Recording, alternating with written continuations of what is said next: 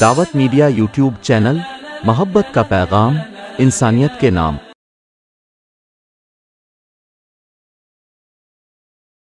الحمدللہ رب العالمین والصلاة والسلام علی سید المرسلین محمد وآلہ وصحبہ اجمعین، اما بعد، فقال اللہ تبارک وتعالی فی القرآن المجید: اعوذ باللہ من الشیطان الرجیم، بسم اللہ الرحمن الرحیم۔ كم من فئة قليلة غلبت فئة كثيرة بإذن الله. وقال تعالى: وتلك الأيام نداولها بين الناس.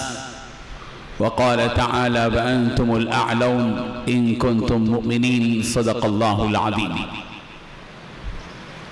اسٹیج پر رونق افروز علماء کرام، عمائدین اور جمیع علماء کرام، حفاظ اعظام، مدرسین کرام، میرے لیے آج کا دن فرحت و انبساط کا ہے کہ میں آپ کے درمیان میں ہوں، اور مجھے یہاں کی علمی ماحول کو دیکھ کر اور مفتی محمد روشن شاہ صاحب کی روشن خیالات کو سن کر اور ان کی فکر کو سمجھ کر بہت ہی مسرت ہو رہی ہے۔ میں شادمانی سے سرشار ہوں۔ اللہ تبارک و تعالی ان کے ہدف کو بہت جلد مکمل فرمائے گا۔ فکر، دھن، ہمت، لگن، ذوق اور شوق، اور پھر رب ذوالجلال کی طرف رجوع اور توکل اور استقامت، یہ وہ چیزیں ہیں کہ آدمی یقیناً کامیابی سے ہمکنار ہو جائے گا۔ اللہ تعالیٰ ان کے اس کاز کو اور مشن کو قبول فرمائے۔ ہمارے درمیان حضرت مولانا سید سلیم اللہ ندوی صاحب دامت برکاتہم موجود ہیں، اور ہمارے سرگرم ملت کا درد رکھنے والی شخصیت جو بمبئی سے سفر کرتے ہوئے یہاں پہنچے ہیں، اور وہ بظاہر معمر ہیں مگر ان کے خیالات جوان ہیں، حاجی اشفاق احمد صاحب دامت برکاتہم۔ میں تھوڑا سا کھل کر آپ سے دوستانہ ماحول میں بات کرنا چاہتا ہوں۔ ہم اور آپ ایک ہیں، اور ہم سب دوست ہیں، اور دوستانہ انداز میں کچھ بات کریں گے۔ دیکھیے، ہم سب نبی سے نسبت رکھتے ہیں، بلکہ انبیاء سے نسبت رکھتے ہیں، اور ہمارے بارے میں قوم ہمارا یوں تعارف کرواتی ہے کہ العلماء ورثۃ الانبیاء، کہ علماء نبیوں کے وارث ہیں۔ جب یہ اعزاز ہم کو حاصل ہے تو جب تک نہج نبوت پر کام ہم نہیں کریں گے، اس وقت تک ہمارا کام نتیجہ خیز نہیں ہو سکتا۔ نہج نبوت کیا تھا، اس کو سمجھنے کی ضرورت ہے، بالخصوص اس زمانے میں، ہمارے ان ملک کے ان حالات کی روشنی میں ہمیں وہ نہج نبوت سمجھنا ہوگا کہ انبیاء کرام علیہم السلام نے کس طرح اپنی قوم کے ساتھ رہ کر ان کی رہبری اور رہنمائی فرمائی۔ ہم امام ہیں، اور امام کا جو قانون ہے وہ کیا ہے؟ امام کہاں ہوتا ہے؟ امام ایک تو سامنے ہوتا ہے اور دوسرے درمیان میں ہوتا ہے۔ اگر آپ امامت کریں لوگوں کی اور کونے میں کھڑے ہو جائیں، پوری قوم فتویٰ دے گی کہ نماز ہی نہیں ہوئی۔ آپ درمیان میں ہوتے ہیں تو لوگ تشفی سے پڑھتے ہیں کہ بھی ہاں نماز ہو گئی، اور آپ اگر پیچھے ہوں اور لوگ مقتدیوں سے کہیں کہ آپ سامنے ہو جائیے تو بھی قوم برداشت نہیں کرے گی۔ یہ اور بات ہے کہ 5 منٹ کے بعد وہ آگے رہے گی اور آپ کو پیچھے رکھے گی، مگر نماز میں تو وہ یہی چاہے گی کہ آپ آگے رہیں۔ میں آپ کو یہ بتانا چاہتا ہوں کھلے الفاظ میں کہ ہم قوم کے سامنے بھی رہیں اور قوم کے درمیان میں بھی رہیں۔ میں نے حضرت مولانا سے سلیم صاحب ندوی دامت برکاتہم کا جو خطاب سنا ہے، ان کی فکر بھی یہی ہے کہ ہم مرعوب ہونے والی جو مرعوبانہ زندگی نہیں گزاریں گے انشاءاللہ۔ اللہ تبارک و تعالیٰ ان کو امام بنایا ہے، اور امام کا مطلب ہے قائد ہے، اور قائد کا مطلب ہے کہ وہ قوم کی بھرپور رہنمائی قوم کے بیچ میں رہ کر کرے گا انشاءاللہ۔ انبیاء کا جو مزاج تھا میں وہ بتانا چاہوں، میں حضرت شعیب علیہ السلام کے بارے میں آپ کو بتانا چاہتا ہوں کہ آپ قرآن مجید پڑھتے ہیں اور قرآن مجید کی وہ آیتیں آپ کے سامنے موجود ہیں، وَلَا تَقْعُدُوا بِكُلِّ صِرَاطٍ تُوعِدُونَ وَلَا تُفْسِدُوا فِي الْأَرْضِ بَعْدَ إِصْلَاحِهَا۔ آپ پڑھتے ہیں أَوْفُوا الْمِكْيَالَ وَالْمِيزَانَ وَلَا تَنْقُصُوا الْمِكْيَالَ وَالْمِيزَانَ وَلَا تَبْخَسُوا النَّاسَ أَشْيَاءَهُمْ۔ ان تمام نصیحتوں کو جو حضرت شعیب علیہ السلام نے اپنی قوم کے سامنے کہی تھی، کیا یوں ہی کہی تھی بغیر فیلڈ میں رہے؟ کیا وہ کسی عبادت خانے سے یہ آواز لگا رہے تھے کہ لوگوں یہ کام مت کرو، یہ کام کرو؟ بالکل نہیں۔ یہ حضرت شعیب علیہ السلام کی پوری باتیں جن کو قرآن مجید نے قیامت تک کے لئے محفوظ کیا ہے، یہ آیتیں بتاتی ہیں کہ حضرت شعیب سماج کے درمیان میں رہ کر سماج کی برائیوں کو سمجھ کر ان کو ان نصیحت کی یہ باتیں کہی تھی کہ دیکھو زمین میں فساد اور بگاڑ پیدا مت کرو، اس لیے کہ قوم بگاڑ کے کام کر رہی تھی۔ اس بگاڑ کو حضرت شعیب نے سماج کے درمیان پہنچ کر دیکھا تھا، بنفس سے نفیس دیکھا تھا۔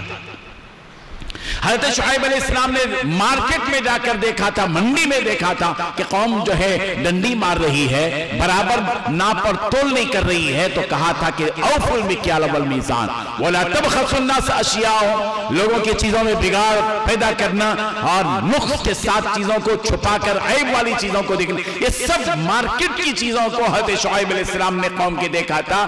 جب کہیں چل کر وہ اس قابل بنے کہ وہ لوگوں کو اس بات کی نصیحت کر سکیں کہ قوم کے اندر بگاڑ کیا ہے۔ حضرت شعیب علیہ السلام کہہ رہے ہیں وَلَا تَقْعُدُوا بِكُلِّ صِرَاطٍ تُوعِدُونَ۔ دیکھو تم راستوں میں بیٹھ کر لوگوں کو دھمکیاں مت دو۔ یہ بات کب کہی ہوگی حضرت شعیب علیہ السلام نے؟ جب ہی کہ انہوں نے قوم کے درمیان کے اوباش قسم کے ظالم قسم کے لوگوں کو اپنی آنکھوں سے دیکھا تھا کہ ان کی حرکتیں کیا ہیں۔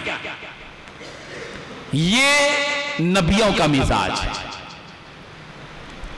حضرت موسیٰ علیہ السلام قوم کے درمیان میں ہیں، قوم کی پیاس کو سمجھتے ہیں، قوم کی مظلومانہ حالت کو سمجھتے ہیں، اور قوم کے نبی ہیں، اور نبی وقت کے فرعون سے ایک توحید کی بات کر رہے ہیں، اسی کے ساتھ ساتھ قوم کے مفاد کی باتیں کہہ رہے ہیں۔ ان ارسل معی بنی اسرائیل، کہ بنی اسرائیل کو میرے ساتھ روانہ کر دے۔ کس سے مطالبہ کر رہے ہیں؟ وقت کے بادشاہ سے مطالبہ کر رہے ہیں۔ مرعوب ہونے کا کوئی وہاں معنی ہی نہیں رکھتا۔ پوری صفائی کے ساتھ جہاں ایک اللہ کی بات کہہ رہے ہیں، وہی حضرت موسیٰ علیہ السلام اپنی قوم کو ظلم سے اور ایک ظالم بادشاہ کی چنگل سے چھڑانے کی کوشش کرتے ہیں، اور قوم کے درمیان میں رہ کر حضرت موسیٰ علیہ السلام سمندر پار کراتے ہیں، ان کے کھانے پینے کے، ان کے پانی کا انتظام کرتے ہیں، اور اپنے عصا سے چٹان پر عصا مار کر ان کے لیے پانی کا انتظام کرتے ہیں۔ رب ذوالجلال سے ان کے لیے غذا کی بھیک مانگ کر منو سلوہ کا انتظام کرتے ہیں، ان کے لیے سائے کا انتظام کرتے ہیں۔ یہ ساری حضرت موسیٰ علیہ السلام کی باتیں اور ان کا عمل بتاتا ہے کہ انبیاء قوم کے اور سماج کے درمیان رہنے والے تھے، قوم سے کٹے ہوئے اور ہٹے ہوئے نہیں تھے۔ میں آپ کو یہ 2-3 مثالیں میں نے آپ کو بیان کیا، اور خود نبی رحمت حضرت محمد رسول اللہ صلی اللہ علیہ وسلم کا مزاج سمجھیے کہ پیغمبر کا مزاج ایسا نہیں تھا کہ پیغمبر صرف مالداروں کے ساتھ رہتے تھے اور غریبوں کے ساتھ نہیں۔ پیغمبر کا مزاج یہ تھا کہ وہ سب کے ساتھ رہتے تھے۔ حضرت عبدالرحمن ابن عوف کے ساتھ بھی سرکار ہیں، عثمان غنی کے ساتھ بھی ہیں، حضرت بلال حبشی کے ساتھ بھی ہیں، حضرت صہیب رومی کے ساتھ بھی ہیں، حضرت خباب کے ساتھ بھی ہیں۔ بظاہر جن کی کوئی حیثیت نہیں تھی، ان بے حیثیت لوگوں کے ساتھ بھی نبی رحمت حضرت محمد مصطفیٰ صلی اللہ علیہ وسلم برابر کے شریک ہیں، اور سماج کے تمام حالات سے باخبر، مارکٹ سے باخبر ہے۔ نبی جا رہے ہیں، پیغمبر دیکھتے ہیں کہ ایک غلہ ہے، بیچ رہا ہے آدمی، اور پیغمبر کو شبہ ہوتا ہے، اپنا ہاتھ اس غلے میں ڈالتے ہیں، دیکھتے ہیں کہ اندر تری ہے، تو کہتے ہیں کہ من غش فلیس منا. یہ من غش فلیس منا کہ جس نے دھوکہ دیا وہ ہم میں سے نہیں ہے، یہ بات کب کہی نبی نے؟ مسجد میں بیٹھ کر نہیں، مارکیٹ میں جا کر. ہمارے علماء کرام اگر مارکیٹ کے اندر اپنے امام ہونے کو ثابت کریں عملاً، تو پھر یہ قوم ان کے سامنے ہمیں مرعوب ہونے کی ضرورت نہیں پڑے گی، نہ مجروح ہونے کی ضرورت پڑے گی، بلکہ ہم ایک امام ہونے کی حیثیت سے، مفاد پرستی سے ہٹ کر، خود غرضی سے بالکل ہٹ کر، ہم ملت کے مفاد میں جا کر ایک امام کی حیثیت سے کھڑے ہو جائیں گے. یہ قوم ہم سب کو امام تسلیم کرے گی، غلامی تسلیم کرے گی، امام تسلیم کرے گی. یہ وقت کی ضرورت ہے. پیارے پیغمبر حضرت محمد مصطفیٰ صلی اللہ علیہ وسلم بیٹھے ہیں، ایک صحابی تشریف لاتے ہیں، کہتے ہیں کہ اللہ، اور آپ سے مصافحہ کرتے ہیں. سرکار مصافحہ جب کرتے ہیں تو پوچھتے ہیں کہ کیا ہو گیا تمہیں؟ ایک وہ وقت تھا تم مجھ سے ملا کرتے تھے اور تمہارے ہاتھ بہت نرم تھے، کوئی گٹا تمہارے ہاتھوں میں نہیں تھا، لیکن اب ہو کہ تمہارے ہاتھوں میں گٹے آ گئے. کیوں؟ کہا کہ اللہ کے رسول مجبوری آ گئی، مجھے جنگل سے لکڑیاں کاٹنی پڑی، بعد میں اور یہ لکڑیاں کاٹنے کی وجہ سے میرے ہاتھوں میں گٹے آ گئے.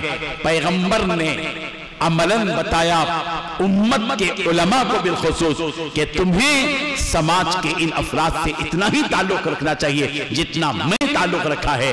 پیغمبر نے ان کے دونوں ہاتھوں کو لے کر اپنے لبوں سے لگا کر چوم کر بتایا کہ ایک غریب سے بھی تمہارا اتنا ہی تعلق ہونا چاہیے جتنا کہ ایک مالدار. یہ پریکٹیکل چیزیں ہیں. آپ ایک امام ہیں، اللہ تبارک و تعالیٰ نے آپ کو امام بنایا ہے، قائد بنایا ہے. اس وقت ملک کے بدلتے حالات میں ہم سب کی بہت بڑی ذمہ داری ہے کہ ہم قوم اور سماج کے حالات سے اور ملک کے اندر ہونے والی تبدیلیوں سے پوری طرح باخبر ہوں. پوری طرح. جس طرح ہم اپنے کھانے کے لیے وقت لگا رہے ہیں، جس طرح ہم پانی پینے کے لیے وقت لگا رہے ہیں، جس طرح ہم اپنے بچوں کی تربیت کے لیے گھر میں وقت لگا رہے ہیں، جس طرح ہم دعوتوں کے لیے وقت لگا رہے ہیں، اس سے بڑھ کر اب ہمارے علماء کا وقت لگنا چاہیے. اس ملک کے جو بدلتے حالات ہیں اور ان حالات کی تبدیلی کی وجہ سے جو تقاضے سامنے آ رہے ہیں اور ان حالات کی تبدیلی کی وجہ سے جو چیلنجز سامنے آ رہے ہیں، ان چیلنجز کو سمجھنا سب سے بڑی ضرورت ہے. سب سے بڑی ضرورت ہے. الحمدللہ گزشتہ 17 سال سے میں نے فیلڈ ورک کے طور پر صفا بیت المال کے بینر تلے ہندوستان کے چپے چپے کو میں نے دیکھا ہے. مغربی بنگال، اڑیسہ، جھارکھنڈ، بہار، آسام، پانڈیچیری، کیرلا، گجرات، تمل ناڈو، تلنگانہ، مہاراشٹرا، کرناٹک، آندھرا، ان تمام ریاستوں کے جو میں نے دورے کیے ہیں اور وہاں کے چپے چپے میں وہاں جا کر میں نے دو چیزیں دیکھی ہیں، ایک غربت اور دوسری جہالت اور بے دینی. ان تمام پر آپ کی پوری نگاہ ہونی چاہیے. ہم للمسجدی امامہ کے تصور کے ساتھ امامت کر رہے ہیں، للناسی امامہ کے تصور کے ساتھ امامت نہیں کرتے. ہمارے امامت کا مطلب یہ ہوتا ہے کہ ہم 7، 8، 9، 10 لوگ جو آگئے ان کی امامت کر لی اور ہم نے سمجھا کہ ہم نے گنگا نہا لی. یہ نہیں ہے کام. ہمارے امامت کا مطلب یہ ہے کہ ہم للناس امامہ ہیں. جس محلے میں ہم امامت کر رہے ہیں ہماری امامت کے دائرے میں فاسق و فاجر بھی ہے، زانی کباب اور زانی بھی ہے اور غنڈہ بھی ہے، اور وہاں کا بہت سب سے بڑا ظالم حقوق مارنے والا وہ بھی ہمارے امامت کے دائرے میں. اس سے بھی بڑھ کر جس مسجد میں ہم امامت کر رہے ہیں اس مسجد کے دائرے میں جو غیر مسلم ہے وہ اس کے بھی ہم امام، اس کے بھی امام ہیں. للناس امامہ، لوگوں کے امام بننا چاہیے. میں مشورہ دیتا ہوں اور خود میرا بھی الحمدللہ عمل ہے کہ لوگوں کے بیچ میں جا کر ان لوگوں کے حالات کو سمجھنا، ان کے مزاج کو سمجھنا، ان کی نفسیات کو سمجھنا، ان کی مجبوریوں کو سمجھنا، ان کی برائیوں کو سمجھنا. جب تک ڈاکٹر اس وقت تک آپریشن نہیں کرتا، ڈاکٹر اس وقت تک علاج نہیں کرتا جب تک کہ وہ ٹیسٹ نہ کرے، اس کی بیماری کی تشخیص نہ کرے، پھر ایک امام اپنی قوم کی برائیوں کے سلسلے میں کیسے علاج کرے گا جب ان برائیوں سے ناواقف ہو. ہمیں سب سے پہلے اپنی بستی کے دورے کرنے چاہیے، میں کہتا ہوں کہ اگر ہم ٹیوشن پڑھاتے ہیں، ایک ٹیوشن کی قربانی دے دیجئے آپ، 1 گھنٹے کی، 2 گھنٹے کی، روزانہ ایک ترتیب بنائیے جس محلے میں آپ امامت کرتے ہیں، اس محلے کے 15 اگر گلیاں ہیں، دائیں بائیں آگے پیچھے مشرق مغرب شمال جنوب، ہر گلی 15 اگر گلیاں ہیں، آپ روزانہ ایک گلی کا دورہ کیجئے، ایک گلی کا دورہ کیجئے، 15 دن میں ایک مرتبہ وہ گلی کی بیماری آئے گی، کی جو ہے باری آئے گی، آپ اس گلی میں جائیں گے، کیا کرنا ہے آپ کو؟ کچھ بھی نہیں کرنا ہے، سیدھے سادھے انداز میں آپ گلی سے گزریں، فیروز بھائی ملے، السلام علیکم فیروز بھائی، طبیعت وغیرہ سب ٹھیک ٹھاک ہے، سجاد بھائی کیا حال ہے، آج ذرا مست نظر آ رہے ہیں، ایکٹیو نظر آ رہے ہیں، کچھ انجوائے کرے جیسا نظر آ رہا ہے، بات کیجئے ان سے، پھر آگے یلیہ ملے گا، یلیہ کیسے یلیہ صاحب، طبیعت وغیرہ سب ٹھیک ٹھاک ہے، کیا ہے آج دکان دیر سے کھلی، ہم دیر سے کھلی تو واقف رہے تو بول سکیں گے نا، اسی لیے محلوں سے واقف رہیں، حالات سے واقف رہیں، بات کریں یلیہ سے بھی ہم مسجد کے امام ہیں، مسجد میں امامت کرتے ہیں، تسبیح ہاتھ میں لیتے ہیں، مسجد سے نکلتے ہیں، گھر جا رہے ہوتے ہیں، اور ہم جو ہے تسبیح پڑھتے ہوئے یلیہ ملیہ وینکٹیش کو دیکھتے ہیں یوں گور گور کر، تو وہ کیا سمجھے گا؟ یہ مسجد کے مولانا تسبیح لے کے گن گن کے مجھے گالیاں دے رہے ہیں، یہی تو سمجھے گا نا، اور کیا سمجھے گا وہ؟ بھئی ہم تسبیح پڑھیں اپنی جگہ، لیکن یہ کہ تسبیح کا موقع اپنی جگہ ہے، آپ تسبیح لاتے ہوئے اس کو گھور کر دیکھتے ہوئے زبان سے کچھ ادا کریں گے، وہ تسبیح کے کیا مانے جانے گا؟ وہ تو سمجھے گا کہ وہ گالی دے رہے تھے، کہ وہ گالی کے ماحول میں جی رہا ہے، وہ تو گالی ہی سمجھے گا جو آپ اپنے ہونٹ ہلا کر رہے ہیں، اس لیے وہ تسبیح کا موقع نہیں ہے۔ گلیوں میں جب بھی آپ نکلیں تسبیح آپ اپنے ہاتھ میں رکھیں، تسبیح جو ہے اپنی مسجد میں پڑھیں، گلیوں میں گزرے تو آپ کا کام صرف بات کرنا ہوگا انشاءاللہ، بات کرنا ہے آپ کو، یلیہ سے بھی بات کیجئے، وینکٹیش سے بھی بات کیجئے، فیروز بھی سے بھی بات کیجئے، ستار بھی سے بھی بات کیجئے، غفار بھی سے بھی بات کیجئے، دانش بھی سے بھی بات کیجئے، ننھے منھے بچوں سے بھی بات کیجئے، اور اس کی ایک ترتیب ہے، آپ چلیں، خالہ ماں بیٹھی ہوئے، نانی بیٹھی ہوئی ہیں، آپ دیکھتے ہوئے چلے جا رہے ہیں، اس کا دکھ تو سنیے نا، ناسی امامہ ہیں ہم، اس کا دکھ سنیے، کس دکھ میں وہ بیچاری زندگی بسر کر رہی ہے، اگر آپ اس سے بات کریں گے تو آپ کو کہانی سمجھ میں آئے گی، اور ملت کے حالات کا علم آپ کو ہوگا، وہ کہے گی کہ میرے 2 بچے تھے، دونوں کی شادیاں ہو گئیں، وہ اپنی بیوی کو لے کر چلے گئے، میری کوئی بچی بھی نہیں ہے، میں تنہا گزشتہ 5 سال سے یہاں جی رہی ہوں، روٹی کے 2 ٹکڑے کوئی لا کر دیتا ہے میں کھا لیتی ہوں، اس کی کہانی آپ کو سمجھ میں آئے گی، آپ کا دل نرم ہوگا، جو دل نبی کا دل نرم تھا، وہ نبی کے دل کی نرمی امت کے ان وارثوں میں آئے گی جن کو العلماء ورثۃ الانبیاء کہا جاتا ہے۔ آپ گھس جائیے میدان میں، آپ سماج سے ہٹ کر زندگی گزاریں گے، یاد رکھیے اس وقت جب کہ اس ملک میں بھونچال آئے گا، زلزلہ آئے گا، سیلاب آئے گا، آندھی آئے گی، وہ سیلاب اور وہ زلزلہ نہیں جس کے بعد رفائی کام شروع ہوتے ہیں، یہ زلزلہ وہ زلزلہ آئے گا اس ملک کے اندر جو بھونچال آئے گا، اس وقت میں اس ملت کی بڑی تعداد کفر کی طرف جائے گی، یا ارتداد کفر کی طرف چلی جائے گی، مرتد ہوتے چلے جائیں گے، آپ سے ان کا رشتہ بالکل ہی ایسے ہی کٹ ہو جائے گا جیسے بجلی کٹ کر دی جاتی ہے، وقت کی ضرورت ہے، بجلی گئی، جیسے بجلی چلی جاتی ہے ویسے ہی کٹ ہو جائے گا ہمارا ان کا تعلق۔ اس لیے میں آپ کو تھوڑی سی اس ملک کی بے دینی کی بات بتانا چاہتا ہوں۔ دیکھیں 2 چیزیں ہیں ہمارے مسلمانوں کے اندر، ایک غربت ہے جو ان کو ستائی جا رہی ہے، معیشت کی کمزوری ہے، آدمی کما رہا ہے 10 مگر خرچ کر رہا ہے 15، کما رہا ہے 15 اور 20 خرچ کر رہا ہے، غربت کی چکی میں ہماری قوم پس رہی ہے، بڑی تعداد میں ہمارے مسلمانوں کی تعداد غربت میں ہے۔ اس غربت کے علاج کے لیے آپ خدمت خلق کا کام کرتے ہیں، صفا بیت المال نے بھی کام کیا الحمدللہ اور کیا جا رہا ہے، ایک تو غربت کا علاج ہے اور غربت ہے، دوسری طرف جو اہم ترین بات ہے جو اس زمانے میں ملک کے حالات کے اعتبار سے جو میں آپ کو بتانا چاہ رہا ہوں کہ ہم کو اب کان کھولنے چاہیے اور آنکھ کھولنی چاہیے اور ان حالات کو سمجھنا چاہیے جو اس وقت ہمارے ملک کے مسلمانوں کی بے دینی ہے، جہالت۔ آپ پورا سروے کیجئے، میں آپ سے خود پوچھنا چاہتا ہوں تھوڑا سا، چونکہ ہم گزشتہ 1 سال سے ملت کے اور جو فگر میں آپ سے لینا چاہتا ہوں وہ صرف شہروں کو سامنے رکھ کر نہیں بلکہ جو بے دینی کا گراف ہے وہ اس کو سمجھنے کی بڑی ضرورت ہے. ہم لوگ یوں ہی روانی میں اور روٹین میں کام کر رہے ہیں، اس لیے ہم کو اس کا حال معلوم نہیں ہے. میں آپ سے یہ پوچھنا چاہتا ہوں، آپ پورے دیہاتوں کو سامنے رکھ کر، پورے سلم بستیوں کو سامنے رکھ کر، چھوٹے چھوٹے دیہاتوں کو سامنے رکھ کر، تعلقات کو سامنے رکھ کر، شہروں کو سامنے رکھ کر آپ یہ بتائیے کہ اس وقت میں تمام مدارس کی محنتیں، تمام تبلیغی جماعت کی محنتیں، تمام خانقاہوں کی محنتیں، تمام تحریکوں اور تنظیموں کی محنتیں، ان تمام محنتوں کے بعد اس ملک کے مسلمانوں کے کتنے فیصد طبقے تک دینداری جا رہی ہے اور اس ملک میں کتنے فیصد لوگ دیندار ہیں؟ آپ بتائیے. تھوڑا سا ہم آپ سے بھی ڈسکس کریں.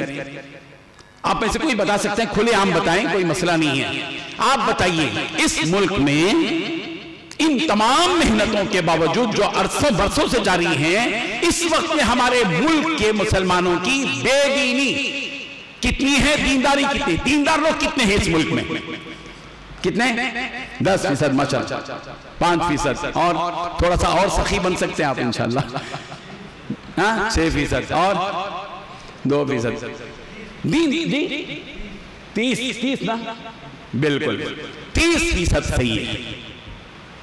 اس ملک کی دین کے دیندار، میں وہ دیندار سے مراد پورے آپ وہ تہجد گزار سمجھ رہے ہوں گے، تہجد گزار 5 وقت کی نماز پڑھنے، وہ مراد نہیں ہے. دین سے ان کا تعلق ہے، کرتا پاجامہ ٹوپی کچھ پہنتے ہیں، کبھی داڑھی بھی رکھ لیتے ہیں، کبھی جمعہ جماعت پڑھ لیتے ہیں، نماز پڑھتے ہیں. ان کو اسلام معلوم ہے، نماز کیا ہے، طہارت کیا ہے، وضو کیا ہے، تیمم کیا ہے، نبی کیا ہے، آخرت کیا ہے، تصور جنت کیا ہے، یہ معلوم رکھنے والا طبقہ. 20% تو پیور ہے، باقی 10% آدھے تیتر آدھے بٹیر. اس طرح 30% تک ہم پہنچ سکتے ہیں. مان لیا آپ نے یہ 30% جتنے اطمینان کے ساتھ ہم کہہ رہے ہیں کہ 30% لوگ دیندار ہیں، تو اس کا مطلب یہ ہوا کہ 70% مسلمان اب بھی اتنی ترقی کے باوجود، اتنے مدارس کے باوجود، اتنی خانقاہوں کے باوجود، اتنے اجتماعات کے باوجود، اتنے جلسوں کے باوجود، اتنی محنتوں کے باوجود، اتنی تنظیموں کے باوجود 70% مسلمان اس ملک میں بے دینی کی زندگی گزار رہا ہے. 70% صاحب. اور ہم یہ جملہ جب بھی کہیں گے بے چینی کے ساتھ کہیں گے، اطمینان کے ساتھ نہیں، کرب کے ساتھ کہیں گے، درد کے ساتھ کہیں گے. اس ملک کے اندر 70% لوگ بے دینی کی زندگی گزار رہے ہیں. اور قرآن مجید نے جو ترتیب بتائی ہے، ام حسبتم ان تدخلوا الجنة ولما يأتكم مثل الذين خلوا من قبلكم مستهم البأساء والضراء والزلزلوا حتى يقول الرسول والذين آمنوا معه متى نصر الله الا ان نصر الله قریب. کیا تم یہ خیال کرتے ہو کہ جنت میں یوں ہی پھگٹ میں چلے جاؤ گے جبکہ تمہارے اوپر وہ حالات نہیں آئے جو حالات تم سے پہلے گزری ہوئی قوموں پر آئے تھے؟ کیا ہوا تھا؟ ان کے اوپر مصیبتیں آئیں، حالات آئے، تنگدستیاں آئیں، مشکلات آئیں، اور وہ جھنجھوڑے گئے. کیا کیے گئے؟ جھنجھوڑے گئے. وہ زلزلوں پر آپ کی پوری نگاہ، آپ کا پھر پورا دل اور کا دماغ ہونا چاہیے. وہ زلزلوں، وہ جھنجھوڑے گئے. یہاں تک کہ اس وقت کے رسول اور ان کے ساتھ جو ایمان والے تھے ان سب نے کہا تھا رب ذوالجلال کی طرف رخ کر کے متى نصر اللہ، اب اللہ کی مدد کب آئے گی، کب آئے گی اللہ کی مدد؟ رجوع الی اللہ، وفروا الی اللہ کی کیفیت آئی. تو پھر اللہ نے کہا الا ان نصر اللہ قریب، خبردار بے شک اللہ کی مدد قریب ہے. میں آپ سے پوچھنا چاہتا ہوں، یہ تو اب باسا اور ذرہ میں گزر رہے ہیں ہم لوگ. یہ جو حالات ہیں نا، باسا اور ذرہ کے حالات ہیں.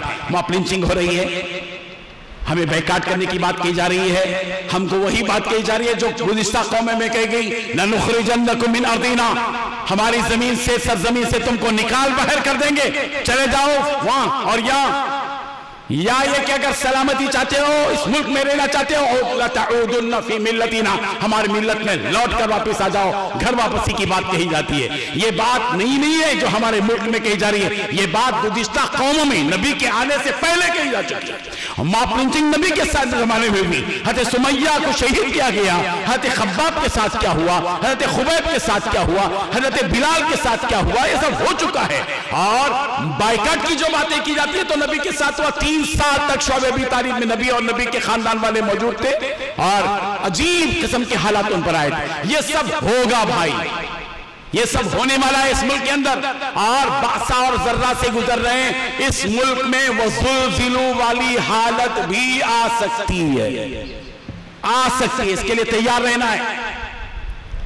اور زلزلوں جب آئے گا، جھنجھوڑے جب جائیں گے، ہونچار جب آئے گا اس ملک میں، سیلاب آئے گا یہ فرقہ پرستی کا، جس کی تیاریاں وہ لوگ گزشتہ 60 سال سے کرتے ہوئے آ رہے ہیں، اور پھر جب زلزلوں والی کیفیت آئے گی، جھنجھوڑے جائیں گے، بتاؤ یہ 30% تو مسجد کو آئیں گے، مدرسے کو آئیں گے، مولانا سے ملیں گے، مفتیوں سے ملیں گے، خانقاہوں میں جائیں گے، بزرگوں سے ملیں گے، روئیں گے، بلبلائیں گے، 30% تو یہاں رہیں گے۔ اب بتاؤ کہ وہ 70% لوگ کہاں جائیں گے؟ ان 70% لوگوں کے دین و ایمان کا کیا ہوگا؟ ان 70% لوگوں کے بارے میں کیا کہیں گے ہم؟ اس لیے یہ فیصلے ابھی مت کرو۔ ہم لوگوں کا سب سے بڑا فریضہ یہ ہے کہ ہم لوگ وہ جو بے دین طبقہ ہے، اس بے دین طبقے کے بارے میں کیا کرتے ہیں ہم لوگ؟ یہ کہتے ہیں فاسق ہے، فاجر ہے، شرابی ہے، کبابی ہے، غنڈہ ہے، روڈ شیٹر ہے، ملعون ہے، فاسق، یہاں تک کہ ہم اللہ جو فیصلہ میدان محشر میں کرنے والے وہ ابھی کر دیتے ہیں کہ جہنمی۔ بڑے اطمینان سے فیصلے کرتے ہیں۔ یہ فیصلہ کرنے کی ذمہ داری ہماری ہے؟ یہ فیصلہ کرنے کی ذمہ داری ہماری ہے؟ بالکل نہیں۔ اب اٹھ کھڑے ہونا ہے کہ ہم ان بے دین لوگوں کے تک پہنچیں۔ اگر نہیں پہنچیں گے یہ لوگ رب ذوالجلال سے ہماری شکایت کریں گے۔ یہ مولانا ہمارے سامنے آتے تھے، جاتے تھے، ہم سے فروٹ لیتے تھے، ہم ڈنڈی مارتے تھے، ایک جملہ بھی کبھی نہیں کہتے تھے کہ ذرا برابر تو لو بھائی۔ ان کے سامنے سے ہم گزرتے تھے، ہم لوگوں پر ظلم کرتے تھے، یہ کبھی کھڑے ہو کر انصاف کی آواز نہیں لگاتے تھے۔ ان کے سامنے جا کر مظلوم اپنی بپتا سناتا تھا، میرا حق مار دیا گیا، میرا قرض یہ ظالم واپس نہیں لوٹا رہا ہے، اور ہم دو ہاتھ اٹھا کر صرف دعا کر کے کہتے تھے کیا زمانہ خراب ہو گیا۔ یہ زمانے کی خرابات کی روتے تھے، مگر کسی ظالم سے جا کر وہ حق ادا نہیں کرتے تھے۔ بھائیو، اصل سنت یہ نہیں ہے کہ ہم صرف دعا کر کے اس مظلوم کے آنسوں پہنچے، بلکہ نبی کی اصل سنت یہ ہے کہ اس ظالم کے سے حق دلانے کے لیے اپنے قدم اٹھائیں اور آگے بڑھیں، اور اس مظلوم کا ہاتھ پکڑ کر اس کی فریاد اس کے پاس لے جا کر اس ظالم کو، جس نے حق مارا ہے، اس کا حق دلائیں۔ یہ کام نبی نے کیا ہے۔ ہم لوگ ماشاءاللہ وہ سنتیں بہت اچھی ادا کرتے ہیں۔ دعوت قبول کرنا سنت ہے، دعوت قبول کرنا سنت ہے نا۔ بہت بولتے ہیں، کبھی یہ نہیں کہتے کہ دعوت کرنا سنت ہے۔ آئندہ سے اپنی روٹین کو چینج کرنا ہے ہمیں۔ آئندہ سب کے سامنے یہی بات کہو، دعوت کرنا سنت ہے۔ اس لیے مولانا لوگ زیادہ سے دعوت کرو۔ دعوت قبول کرنا سنت بہت پہنچ گئی، جس کے نتیجے میں صرف دعوتیں ہی قبول کر رہے ہیں، دعوت نہیں کر رہے ہیں۔ نبی کے بارے میں اگر یہ کہتے ہو کہ دعوت قبول کرنا سنت ہے تو نبی کو بدنام کر رہے ہو کہ نبی لوگوں کی دعوت قبول کرتے ہی گئے اور زندگی سے چلے گئے۔ بلکہ یہ کہو کہ دعوت کرنا سنت ہے، اس سے کہ نبی نے جتنا کھلایا ہے اس سے کم لوگوں کا کھایا ہے۔ یہ فکر ہم سب کو ہونی چاہیے، یہ کام آپ کو کرنا ہے۔ اللہ کے پیارے پیغمبر مکہ مکرمہ میں بیٹھے ہوئے بیت اللہ پر ایک عراشی شخص آیا تھا جو مکہ مکرمہ میں اپنا اونٹ بیچنے کے لیے آیا تھا، اور وہ کعبۃ اللہ کے پاس آیا تھا، اور ابو جہل نے اس کا اونٹ خریدا تھا، قیمت نہیں دی تھی پیغمبر، اور وہ بیچارہ مجبور کعبۃ اللہ کے پاس آیا تھا۔ لوگوں نے کہا کہ یہ آدمی جو دیوار پر ٹیک لگا کر بیٹھا ہے، جاؤ یہ تمہارا حق دلائے گا۔ ان کا مقصد تو چچا کو بھتیجے سے لڑانا تھا، مگر جب وہ شخص اپنی بپتا لے کر نبی کے پاس آیا کہ ابو جہل نے میرا اونٹ خریدا ہے، قیمت نہیں دی ہے، پیغمبر کے سامنے جب بپتا سنائی، پیغمبر نے صرف دعا دے کر اس کو جو ہے جھوٹی تسلی نہیں دی۔ پیغمبر کھڑے ہو گئے، اس کا ہاتھ پکڑا، چلو میں دلاتا ہوں۔ ابو جہل کے دروازے کو کھٹکھٹایا، کہا چچا جان آپ نے اس بیچارے کا اونٹ خریدا مگر قیمت نہیں دی، اس کی قیمت دے دیجئے۔ ابو جہل دم دبا کر اندر گیا تھا اور اس اونٹ کی قیمت لا کر ادا کر دی تھی۔ یہ نبی کی اصل سنت ہے۔ ہم سب کو چاہیے کہ ہم نبیوں کے نہج پر ایک عالمانہ کردار ادا کریں، ایک امام کا کردار ادا کریں، مگر نبی کی امامت کے اعتبار سے ہو۔ اس کی تفصیلات بہت ہیں، پھر کبھی ہم انشاءاللہ کہیں گے۔ میں جو آپ کو بتانا چاہتا ہوں، ایک طبقہ ہمارا نوجوان لڑکیوں کا ہے، نوجوان لڑکیوں کا ہے۔ ہم صرف روتے رہتے ہیں، اور ہمارا مجاہدہ، ہم مجاہد بنے ہوئے واٹس ایپ کے، یوٹیوب کے، فیس بک کے اور انسٹاگرام کے زبردست مجاہد بنے ہوئے. شیئر کرو. 8 لاکھ لڑکیاں مسلمانوں کی، کون؟ ہماری بہن، جن کے بارے میں شیئر کرنے کی جرات کی جا رہی ہے. کس منہ سے ہم کہتے ہیں کہ ہماری 8 لاکھ لڑکیاں غیروں کے ساتھ چلی گئی، جبکہ وہ گراف بالکل جھوٹ ہے، فراڈ. ہمارے ملک کے ایک زبردست عالم دین نے یہ ویڈیو جاری کی تھی، لیکن بعد میں جو انہوں نے سروے کیا تھا اور گراؤنڈ لیول کا کام کیا تھا، ان کو بتایا کہ یہ حقیقت نہیں ہے، اس کی کوئی فہرست نہیں ہے. اگر اتنی لمبی فہرست جو 8 لاکھ کی ہے ہندوستان کے پارلیمانی 250 حلقوں میں تقسیم کر دی جائے، ہر پارلیمانی حلقے سے 2500 بچیاں جانا چاہیے. حالانکہ حقیقت اور حقیقی صورتحال ایسی نہیں ہے. تو انہوں نے الحمدللہ رجوع کیا. اس کے بعد کی ویڈیو الحمدللہ بعد میں آئی کہ جو کچھ کہا گیا تھا وہ حقیقت پر مبنی نہیں ہے. میں آپ سے کہنا چاہتا ہوں ایک واقعہ ہے، لیکن یہ جو 8 لاکھ کی اور یہ نوجوان لڑکیوں کی بات کہتے ہیں، کیوں ہوا ایسا؟ جو بھی لڑکیاں جا رہی ہیں اس کی زیادہ تر وجہ کیا ہے؟ اور بھی وجوہات ہو سکتی ہیں، لیکن سب سے بڑی وجہ یہ ہے کہ ہم نے اپنے بچیوں کے لیے وہ کالجز نہیں دیے جن کالجز میں مخلوط تعلیم نہیں ہے. مخلوط تعلیم ہوتی ہے، ہمارا باپ جو ہے اسی بچی کو لے جا کر اسے معلوم ہے کہ میری بچی 6-8 گھنٹے اس اسکول میں مسلمان لڑکوں کے ساتھ اجنبی بیٹھتی ہے، اور بلکہ غیر مسلم بچوں کے ساتھ بھی ایک ساتھ بیٹھتی ہے. جو بچی ایک ساتھ 6-7 گھنٹے روزانہ کسی غیر مسلم لڑکے کے ساتھ یا اجنبی لڑکے کے ساتھ بیٹھے اور پھر اس کے حق میں ہم مسجد میں دعا کریں، اے اللہ میری بیٹی کی حیا کی حفاظت فرما، اس کی عصمت کی حفاظت فرما، سب سے بڑا بے وقوف ہے جو یہ دعا کرتا ہے. اس دعا سے فائدہ ہوگا. ہمیں ایسے اسکولز قائم کرنا چاہیے ان بچوں کے سلسلے میں. یہ اسکولز قائم کی لیے اس وقت میں آپ کو بتاؤں، ہمارے جو اسکولی جتنے بچے ہیں، ہمارے کتنے پرسنٹ ہمارے بچے مدرسوں میں پڑھتے ہیں؟ آپ بتائیے. گلاف جی 2%، جی 4%، بالکل 2 سے 4 کے درمیان. کسی کو بھی ناراض نہ کریں. 2 سے 4% ہمارے مسلمان بچے مدرسوں میں پڑھتے ہیں، ٹھیک ہے. 10 سے 15% بچے بیکار ہیں، وہ نہ اسکول کو جاتے ہیں، نہ ان کو اسکول سے لینا دینا ہے. وہ ٹائر کے پنچر کی دکان میں ادھر ہوٹلوں میں یہاں کام کر رہے ہیں. چھوڑ دیجئے. چلیے 15 اور یہ 4 یہ ملا یہ تو کل 80 بچے. 80% بچوں میں کتنے فیصد بچے ایسے ہیں جن کو ان اسکولوں میں شریک کیا گیا ہے جن اسکولوں میں اسلامی تربیت ہے؟ آپ بتائیے، ایک اندازہ بتائیے. 20% نہیں ہے صاحب. 10 سے 12% ایسے بچے ہیں جو ہمارے ایسے اسکولوں میں پڑھتے ہیں، عصری اسکولوں میں، جہاں اسلامی تربیت اور تعلیم ہوتی ہے. بعض جگہ نام نمود کے لیے ہوتی ہے، داخلوں اور ایڈمیشن کے لیے ہوتی ہے، بعض رسمی طور پر، بعض جگہ حقیقی معنی میں ہوتی ہے. 10 سے 15% بچے ہیں. چلیے 20 بھی مان لیتے ہیں. اب سوال یہ ہے، ہمارے جو 60% بچے ہیں، مسلمان بچے کہہ رہا ہوں، مسلمان بچے، ہمارے 60% مسلمان بچے ایسے اسکولوں میں پڑھتے ہیں جہاں مشنری اسکول ہے، جہاں ہمارا بچہ جاتا مسلمان ہے اور آتا عیسائی ہے.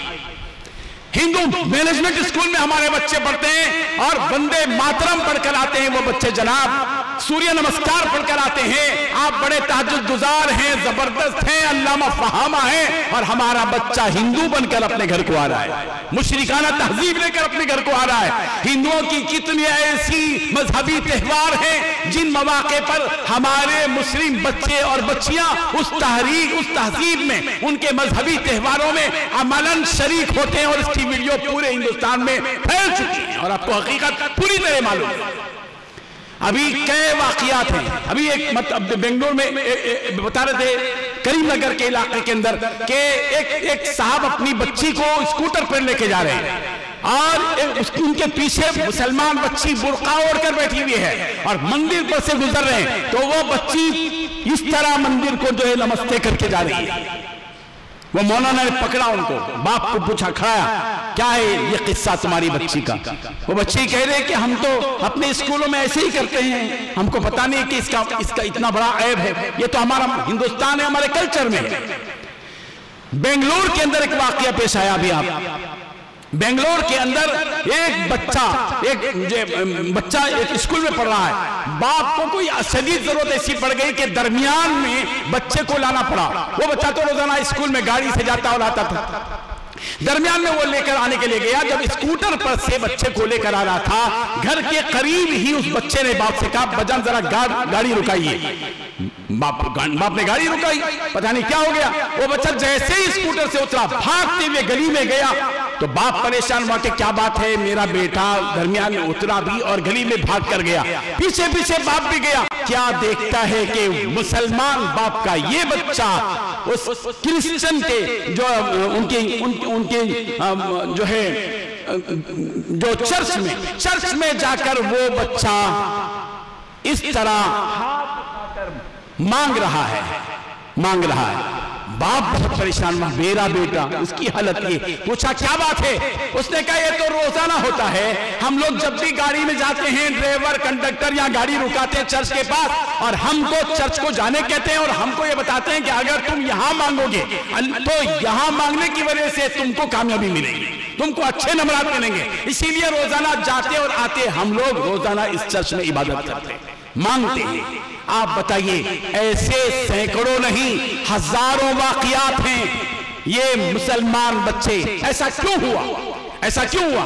آپ نے کبھی دیکھا ہندو مینجمنٹ، یہ مسلمان مینجمنٹ اسکول میں بچے بکثرت کہیں پڑھتے ہو، ایک کا دکا اسکول ایسے جہاں مسلم مینجمنٹ اسکول ہے اور ہندو کے کچھ بچے پڑھتے ہوں یا عیسائیوں کے پڑھتے ہوں، مگر ہندوؤں کے ایسے اسکول میں حیدرآباد میں بتانا چاہتا ہوں، گوتم ہے، سجاتا ہے، فلاں ہے، ان تمام اسٹینلی ہے، ان تمام اسکولوں میں کل تعداد اگر 4000 ہے تو 3000 مسلم بچے اور بچیاں اسے پڑھتے ہیں، 3000۔ ایسا کیوں ہوا؟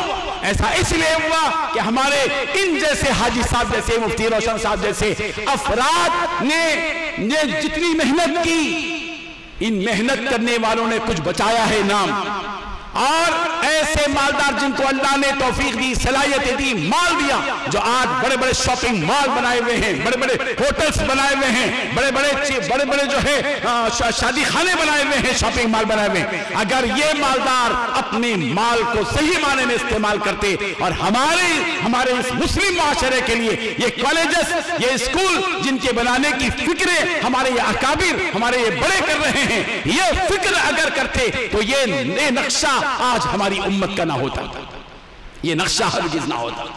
ہم نے کیا بنایا ہے صاحب؟ ہمارے مسلمانوں کی غیرت مر گئی ہے، ہماری ہزاروں عورتیں ڈیلیوری کے لیے اجنبی بلکہ غیر مسلم مرد کے ہاتھ سے ڈیلیوری کراتی ہیں، اور ہمارے مسلمان صاحب ثروت مالداروں کی عقلوں پر ماتم کرنی چاہیے کہ انہوں نے سب کچھ بنایا مگر میٹرنیٹی جو ہے ہاسپٹلز نہیں بنائے جہاں ایک مسلمان شریف عورت اس مسلمان عورت کی ڈیلیوری کر سکے۔ ہماری غیرت اتنی گوارا کر رہی ہے، ہم بڑی آسانی کے ساتھ اپنی عورت کی ڈیلیوری کے لیے ایک اجنبی مرد کو ہاتھ لگانے کے لیے اجازت دیتے ہیں، ہماری غیرت مر گئی ہے۔ ہم سب کو چاہیے کہ اس وقت کی شدید ضرورت دو چیزیں ہیں، ایک ہے ہاسپٹلز قائم کرنا، بالخصوص مسلم میٹرنیٹی ہاسپٹلز قائم کرنا، اور دوسرے ہے اسکول اور کالجز، ایسے اسکول اور کالجز قائم کرنا جن اسکول اور کالجز میں اسلامی تربیت ہو، اسلامک پیٹرن ہو، جہاں نبی کی زندگی سنائی جائے، جہاں توحید کا پیغام دیا جائے، جہاں نبی کی سیرت سمجھائی جائے، جہاں آخرت کا تصور دیا جائے، جہاں اسلام کی روح ان کے ذہنوں میں پھونکی جائے۔ یہ بچہ اگر اسکول کے اس ماحول میں، جہاں بچہ عموماً 10 سال سے لے کر 18 سال کی عمر تک جو اس کے ذہن میں ڈالا جائے گا وہی اس کی پوری زندگی کے لیے سرمایہ ہوگا، وہی چیز اس کی زندگی کا اثاثہ ہوگی۔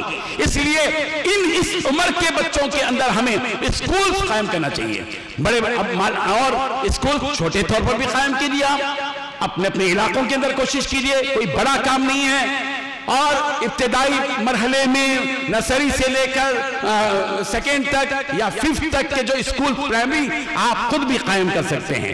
کچھ ایسے ماہر تعلیمات سے آپ مشورے کریں, ہمت کریں. صرف روٹین کے کام کرنا, صرف لکیر کے فقیر بن کر رہنا اب یہ وقت کے تقاضے نہیں ہیں. وقت کے تقاضے ہیں. ہم میں سے ہر ایک کے اندر اللہ نے صلاحیتیں دی ہیں. صلاحیت ہم میں سے ہر ایک کے پاس ہے. صلاحیت کے بغیر کوئی بھی نہیں ہے. صلاحیتیں ہیں مگر چھپی ہوئی ہیں. وہ چھپی ہوئی چیزیں سے جیسے کہ پودا اگتا ہے, پودے میں تو پھل نظر نہیں آتا مگر پھل ایک وقت آئے گا جب وہ بڑا ہوگا. آپ کے اندر بھی وہ گر ہے, آپ کے اندر بھی وہ ہنر ہے, آپ کے اندر بھی وہ توانائی ہے, آپ کے اندر بھی وہ صلاحیت ہے. آپ اگر اٹھ جائیں گے پوری قوم کو اٹھا سکیں گے انشاءاللہ. آپ اگر رخ دیں گے قوم کو, وہ قوم آپ کے رخ پر چلے گی انشاءاللہ. قوم پیاسی ہے کہ یہ علماء اٹھیں اور اٹھ کر وہ اس وقت کی جو ضرورتیں ہیں, ماڈرن ایجوکیشن کی ضرورتیں ہیں, اسی درسگاہوں کی ضرورتیں ہیں جن کی طرف توجہ حضرت مولانا سید ابو الحسن علی ندوی رحمت اللہ علیہ نے جس کا تصور دیا تھا, اور قدیم صالح اور جدید نافع کا جو امتزاج قوم کو دیا تھا, علماء کو پکارا تھا اور علماء کو کھڑا کیا تھا. اور انہوں نے آج الحمدللہ آپ دیکھیں گے مولانا خالد بیگ ندوی صاحب جو ٹمکور میں رہتے ہیں, ابھی ان کے پاس ہم جا کر آئے, وہ الحمدللہ جو حضرت کے ساتھ اپنی زندگی بھی تھی, تربیت حاصل تھی, اور حضرت نے ان کو 80 درسگاہوں کے قیام کی طرف توجہ دلائی, اور الحمدللہ آج ان کے 100 سے زیادہ اسکولز ہیں جو انہوں نے قائم کیے ہیں, اور ہزاروں بچے ان کے پڑھ رہے ہیں. ایک نئی انداز میں, ایک نئی ٹیکنک کے ساتھ پڑھ رہے ہیں. اس وقت جاذبیت کی شدید ضرورت ہے. آج صرف رسمی اسکول قائم کریں گے قوم پسند نہیں کریں گے. آج اسٹینڈرڈ کی ضرورت ہے, آج معیار کی ضرورت ہے, آج اس بات کی ضرورت ہے کہ آپ کھڑے ہوں اور ایسے افراد خود اپنے آپ کو بھی تیار کیجیے. ہم لوگوں سے کہتے ہیں کہ جن کے نبیوں کو بھیجا گیا ان کو ان کی قوم کی زبان میں بھیجا گیا. وَمَا أَرْسَلْنَا مِن رَسُولٍ إِلَّا بِلِسَانِ قَوْمِهِ. اللہ کہہ رہے ہیں ہم نے جس کو بھی رسول بنا کر بھیجا ان کی قوم کی زبان کو جاننے والا بنا کر بھیجا. یہ قرآن کہہ رہا ہے. وقت کیا ہے, وقت کا تقاضا کیا ہے؟ وقت کا تقاضا یہ ہے کہ اس وقت میں جس زبان کے ذریعے سے ہم دین کی دعوت دے سکیں, ہماری علاقائی زبانیں ہیں, ہماری انٹرنیشنل زبانیں ہیں. آپ انٹرنیشنل زبان میں مہارت حاصل کریں گے, کوئی دوسرا شخص جو بے دین ہے وہ آپ کی آنکھ سے آنکھ ملانے کی طاقت نہیں رکھے گا. اللہ نے ہم کو جوہر دیا ہے, اللہ نے ہم کو توانائی دی ہے, اللہ نے ہم کو طاقت دی ہے. آج اگر حاجی اشفاق صاحب جیسا ایک مرد مجاہد کھڑا ہوتا ہے اور 80 اسکولوں کے قیام کے سلسلے میں یا کالجز کے سلسلے میں, میڈیکل کالج کے سلسلے میں محنت کرتے ہیں, اور مفتی روشن شاہ صاحب جیسا ایک شاہ کھڑا ہوتا ہے تو جنگل کو منگل بنا سکتا ہے. ہمارے اندر وہ طاقت ہے. ہماری یہ نبی سے نسبت اور ہماری یہ قرآن مجید سے نسبت, یہ دو نسبتیں کامیابی کے لیے کافی ہیں, وافی ہیں, شافی ہیں, ظفی ہیں. ہم اپنی آن بان شان کے ساتھ اس ملک کے اندر وہ اس طاقت کے ساتھ زندہ رہنے کے قابل ہیں جو طاقت نبی نے مدینہ منورہ میں قائم کی تھی. وقت کا تقاضا ہے. آپ اس کا پورا جائزہ لیں, سروے کریں اپنے علاقوں میں. آج ہماری حالت یہ ہے کہ ہمارے پاس 10 سال سے ہم امامت کرتے ہیں. ہماری مسجدوں کے اطراف کا کتنا ڈیٹا ہمارے پاس ہے, کتنے امام ہیں. اگر پوچھیں یہ صاحب کو نہیں جانتا ہوں, چہرہ شناسا ہے مگر ان کا نام نہیں معلوم ہے. ہاں جانتا ہوں ان کا نام معلوم ہے, کہاں رہتے ہیں نہیں معلوم ہے, ان کا فون نمبر ہمارے پاس نہیں. یہ حضرت مولانا شاہ گوگل صاحب دامت برکاتہم جانتے نا, کبھی نہیں سنے گوگل صاحب دامت برکاتہم؟ ارے بھئی گوگل, یہ گوگل کو طاقت کیوں ہے؟ انٹرنیشنل طاقت. اس کے پاس ڈیٹا ہے, ڈیٹا بیس ہے, زبردست ڈیٹا ہے. آپ کیا یہ مدرسہ اس کے سامنے ہے, دارالعلوم دیوبند اس کو معلوم ہے, دارالعلوم ندوۃ العلماء اس کو معلوم ہے, مذاہب معلوم ہے, سبیل الرشاد معلوم ہے, باقیات الصالحات معلوم ہے. یہ مسجد کا پورا نقشہ اس کے پاس ہے. پورے دنیا کے چپے چپے کی ہر چیز سے وہ واقف ہے. اس لیے اس کو کیا کہتے ہیں؟ گوگل صاحب. یہ گوگل صاحب ایک طاقت ہے. ہم بھی گوگل سے سبق حاصل کریں. ہمارے پاس بھی ڈاٹا ہونا چاہیے. آپ کی مسجد میں آپ کا ایک ڈاٹا ہونا چاہیے. الحمدللہ ابھی جو ہماری تحریک شروع ہوئی, بھئی اجازت ہے تو بولو, نہیں تو پھر بات ختم کر دوں. ٹائم ہے تو ٹھیک ہے, نہیں تو ایک 10 منٹ میں بول دوں. اجازت ہے؟ بولیں گے پہلی بار بولا ہے تو چاہے سب پکار لے رہا, آئندہ تو نہیں بلائیں گے اس کو. 10 منٹ میں بات ختم کر رہا ہوں انشاءاللہ, چونکہ ایک اہم بات ہے جو مجھے کرنی ہے آپ سے. ہم لوگ ایک تحریک شروع کیے ہیں ملک کے حالات کے تناظر میں چلو کچھ تدبیر کریں، کچھ کام کریں۔ الحمدللہ 6 مہینے سے ہم نے کام کیا، 6 مہینے سے الحمدللہ 250 سے زیادہ مراکز نسوان ہم نے قائم کیا الحمدللہ۔ اس کو پڑھیے آپ، جس کو بھی مل جائے انشاءاللہ، یا آپ ہمارے سے منگوا سکتے ہیں اور آپ کے علاقے میں انشاءاللہ آئیں گے۔ اور اس کو روڈ میپ کے تحت کام کیا گیا ہے، اس میں یہ کہ روڈ میپ کے تحت کے زون بنائے گئے ہیں، آندھرا، تلنگانہ، کرناٹک، مہاراشٹر، تمل ناڈو اور اتر پردیش۔ ہر زون کے لیے ایک صدر اور ایک ترجمان اور ان کے لیے ایک ڈرائیور اور ان کے لیے گاڑی، اس طرح کا نظم کر کے کام شروع کیا گیا الحمدللہ۔ مولانا انیس الرحمن صاحب اورنگ آباد کے، انیس الرحمن ندوی صاحب ہمارے مہاراشٹر کے ذمہ دار ہیں۔ یہ کام تو یہاں ہو رہا ہے، پھر شولاپور میں وہاں کا ایک زون بنایا گیا، وہاں کام ہو رہا ہے۔ اس کا مقصد مراکز نسوان قائم کرنا۔ آج سب سے بڑی ضرورت مراکز نسوان قائم کرنے کی ہے، مراکز نسوان قائم کی تھی۔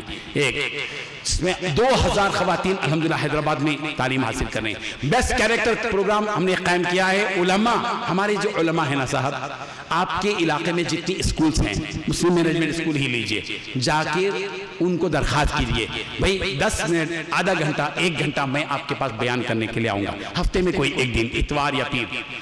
200 300 400 بچوں کا ذہن بدل سکتے ہیں آپ انشاءاللہ، ایک عالم دین، ایک امام، ایک اسکول کے 200 300 تو 8 دن میں 1 گھنٹہ اگر دیں گے آپ انشاءاللہ تو ہزاروں بچوں کو نبی رحمت صلی اللہ علیہ وسلم کی سیرت آ جائے گی انشاءاللہ۔ بے دین افراد سے ملاقات کا ہمارا ایک نظم ہے، بے دین لوگوں سے ملاقات کرو، دوستی کرو۔ ہم دوستی نہیں کرتے، ہم جن سے دوستی کیے ہوئے نا انہی سے دوستی کرتے، یہ غلط ہے، چھوڑ دیجئے اس کو۔ میں آپ سے ایک سوال کرنا چاہتا ہوں، حضور صلی اللہ علیہ وسلم کے ساتھ میں مدینہ منورہ میں جتنے صحابہ تھے، کیا ایسا کوئی واقعہ ہے کہ کسی نبی کسی صحابی کو پہچانتے نہیں تھے؟ کوئی بول سکتا ہے؟ سارے صحابہ سے نبی واقف تھے، ہم سارے مقتدیوں سے کیوں واقف نہیں ہیں؟ چھوٹی سی کمیونٹی ہے، چھوٹا سا محلہ ہے، بلاک ہے۔ آج ٹارگٹ بنائیے آپ، ہمارے محلے کے سارے بے دین مسلمانوں سے ہمارا رابطہ رہے گا۔ جو بے دین لوگ آتے جاتے ملیں گے، روزانہ ایک آدمی سے دوستی کے لیے، ایک آدمی سے روزانہ۔ مہینے میں کتنے دوست ہوں گے آپ کے؟ 30 مقتدی بن سکتے ہیں آپ کے، بن سکتے ہیں۔ 10 سال پہلے امامت کرتے تو 20 آدمی نماز میں تھے، آج 20 آدمی ہیں، تو یہ کس کی طاقت ہے؟ یہ ہم نے ان طاقت کا استعمال نہیں کیا، ہم نے اس گر کا استعمال نہیں کیا۔ اسی لیے آپ آج طے کر کے اٹھے انشاءاللہ، ہم روزانہ ایک بے دین آدمی کو دیندار بنائیں گے، ایک بے نمازی کو نمازی بنائیں گے انشاءاللہ۔ اور ابھی ہمارے محترم حاجی اشراف صاحب نے کہا، موت کو پکڑو بخار پہ راضی ہوگا، موت کو پکڑیں گے تو بخار پہ راضی ہوگا۔ 30 پر محنت کریں گے تو 10 تو آئیں گے انشاءاللہ، ہر مہینہ 10 بڑھیں گے تو آپ کے مقتدیوں کی تعداد بڑھے گی انشاءاللہ۔ یہ آپ کی ٹیم ہوگی، آپ کی فوج ہوگی، یہ فوج استعمال کرو، پھر وہ کمیٹی کے صدر کا کچھ بھی نہیں چلے گا، جس سے آپ پریشان ہیں نا، جس سے پریشانی۔ کمیٹی ساز امام بنو، امام ساز کمیٹی نہیں رہنا، کمیٹی ساز امام بنو۔ الحمدللہ میں ایسے ویسے نہیں بول رہا ہوں، 8 سال ایک مسجد میں امامت کیا، وہ کمیٹی ہمارے تابع تھی الحمدللہ۔ 12 سال ایک مسجد میں امامت کیا، وہ کمیٹی آج بھی، جبکہ میں چھوڑ کر امامت 20 سال ہو گئے، آج بھی وہ لوگ ہم سے مشورہ کرتے ہیں الحمدللہ اس مسجد کے بارے میں۔ آپ کمیٹی ساز امام بنیے، اس کے لیے کچھ گر ہیں، میرے سے مشورہ کیجیے، میں بعد میں بولتا ہوں، ٹھیک ہے؟ اب وقت نہیں ہے۔ اب ایک کام آپ کو ہم لوگ کر رہے ہیں الحمدللہ، سماج سے جڑے رہنے کے لیے آپ کو واٹس ایپ کے گروپ بناؤ، آپ اپنی اپنی مسجد کے واٹس ایپ کے گروپ بنائیے۔ گروپ بنانے کا آتا ہے، کس کو گروپ بنانا آتا ہے؟ واٹس ایپ گروپ، بھی واٹس ایپ گروپ بنانا کس کو آتا ہے؟ ماشاءاللہ، آپ لوگ ایک گروپ بنائیے، آپ ایڈمن بنیے، امام صاحب، پھر مقتدی بھی بنائیے، یا آپ امام بھی نہیں ہیں، آپ کے متعلقین ہیں تو گروپ بنائیے، آپ کے دوست کو اہم جو امانتدار ہے اس کو گروپ بنائیے، گروپ ایڈمن بنائیے۔ ہمارا ایک نمبر نوٹ کیجئے، میں آپ کو لکھاتا ہوں، لکھ لیجئے 703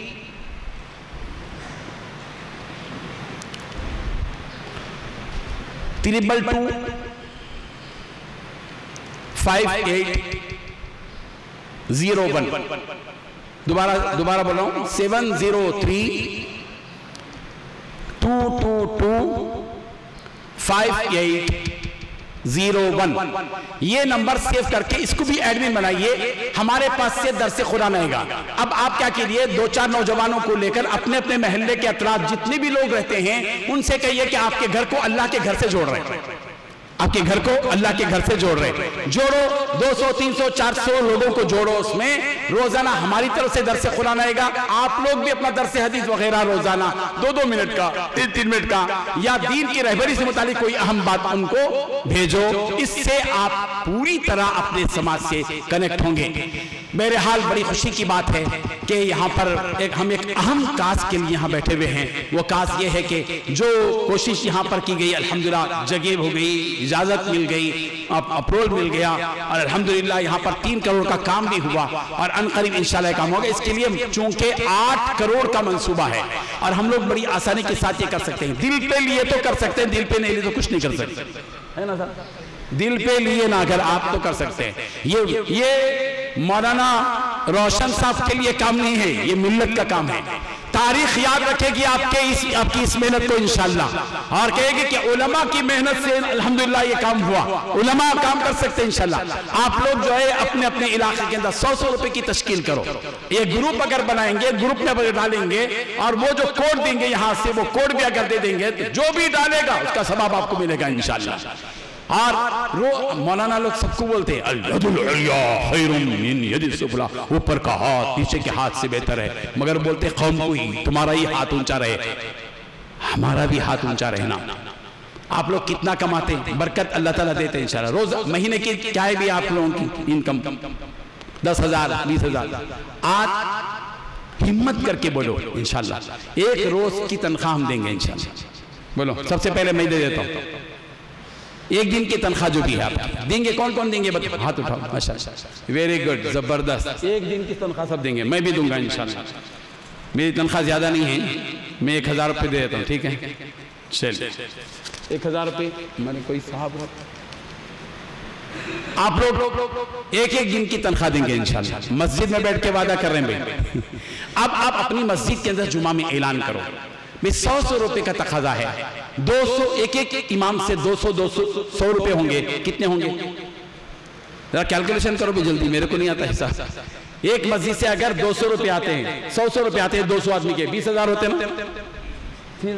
20,000 ہر مسجد سے اگر 20,000 آئے تو کتنا ہوتا. آپ لوگوں کی 1 دن کی تنخواہ چونکہ مولانا لوگ ہی زیادہ دینا ہے اور عام آدمی دے گا 100 روپے انشاءاللہ. الٹا کرنا ہے مزاج کو. مولوی زیادہ دیتا بولنا, مولوی زیادہ کھاتا بول کے لوگوں میں مشہور ہو گیا.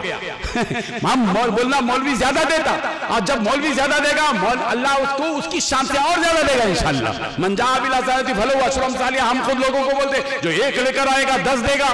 مثل الذین ينفقون اموالهم في سبيل الله كمثل حبۃ انبتت 7 سنابل في كل سنبلۃ 100 حبۃ. ایسے فضائل بولتے ہم سمجھتے ہیں لوگوں کے لیے, میرے لیے ایسا کیسا ہوتا. ہم بھی دیں گے انشاءاللہ. اللہ ہم کو 700 گنا نہیں اس سے بڑھ کر دے گا. واللہ یضاعف لمن یشاء. اللہ جس کو چاہے اس سے بڑھ کر دے گا انشاءاللہ. کون کون بھائی تیار ہیں انشاءاللہ اپنی مسجدوں میں اعلان کریں گے. جزاک اللہ خیر, شکراً جزیلاً.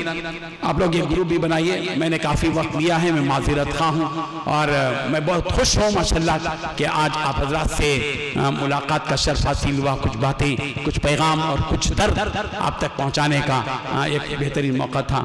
الحمدللہ میری جو تفسیر ہے عام فہم درس قرآن, یہ بھی 5,000 صفحات پر یہ تفسیر میں لکھی ہوئی 6 جلدوں میں ہے. عام فہم درس قرآن الحمدللہ بہت معروف تفسیر ہے. حضرت مولانا ابو القاسم صاحب انہوں نے کہا کہ اس میں 2 آیتیں اگر ایک درس میں لی گئی ہیں تو ان 2 آیتوں میں کتنی باتیں ہیں سلسلہ وار ہے. حضرت نے کہا کہ یہ جو سلسلہ وار ٹو دا پوائنٹ آپ نے لکھا ہے کسی بھی تفسیر میں ایسا نہیں ہے, بہت عام فہم ہے اور اس زمانے میں بہت زیادہ علمی نکات کی نہیں, قوم کو ہدایت کا کچھ پیغام دینا مقصود ہے. الحمدللہ ملک کے بڑے بڑے اکابر حضرت مولانا احمد خان پوری صاحب نے اس تفسیر کا آدھا گھنٹہ مطالعہ کیا, اس کے بعد خوشی کا اظہار کیا اور دعائیں دی کہ بہت زبردست تفسیر ہے. یہ تفسیر آپ حیدرآباد سے منگوائے ہیں, جہاں سے یہ منگوائے مولانا انیس الرحمن صاحب ہیں, ان کو سے بھی رجوع کریں گے تو انشاءاللہ وہ کتاب ملے گی.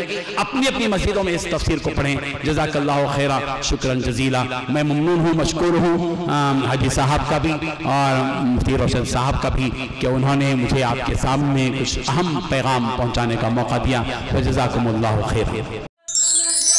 دعوت میڈیا یوٹیوب چینل, محبت کا پیغام, انسانیت کے نام.